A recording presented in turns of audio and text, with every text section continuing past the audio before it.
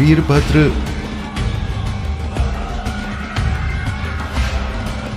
शिव का एक छोटा सा हिस्सा है। शिव himself. शिव खुद हिंसा नहीं करना चाहते थे, तो उन्होंने अपना एक बाल लिया और उसे वीरभद्र में बदल दिया।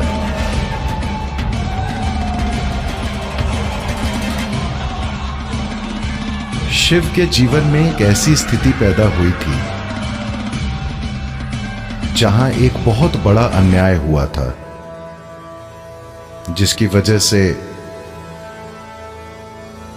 उनकी पत्नी सती उसका शिकार हुई और उन्होंने खुद को जला लिया था। जब शिव ने यह सुना तो वे कुछ करना चाहते थे,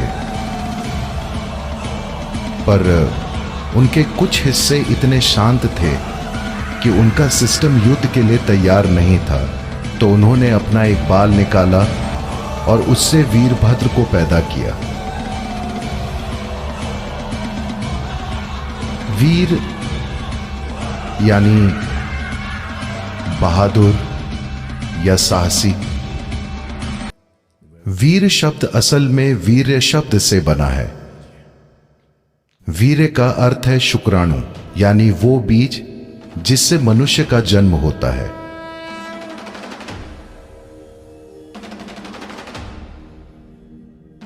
ये दोनों पहलू आपस में जुड़े हुए हैं,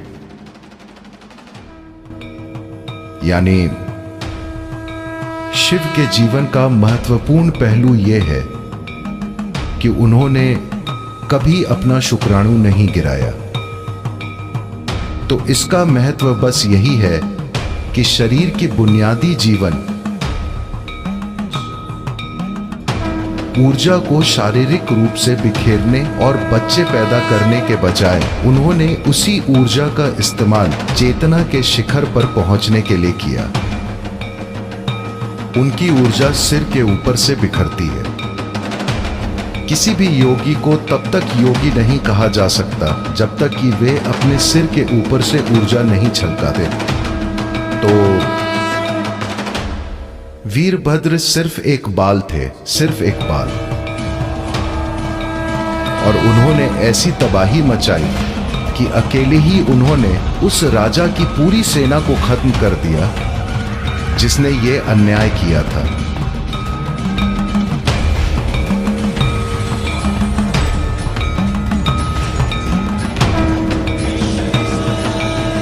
इस कहानी से यह बताने की कोशिश की गई है कि क्योंकि शिव ने अपने सिर के ऊपर से अपना वीर्य छलकाया था, इसलिए उनके बाल इतने शक्तिशाली थे कि सिर्फ एक बाल से पूरी सेना नष्ट हो गई। और एक बार जब कोई इंसान बच्चे पैदा करने की प्रक्रिया में शामिल नहीं होता है, तब स्वाभाविक रूप से उसका शरीर से लगाव बहुत कम हो जाता है। जब उसका शरीर से लगाव बिल्कुल कम हो जाता है, तब उसमें डर की भावना मौजूद नहीं होती है, और जब डर नहीं होता तो वो स्वाभाविक रूप से बहादुर होता है। वीरता इसी का परिणाम है।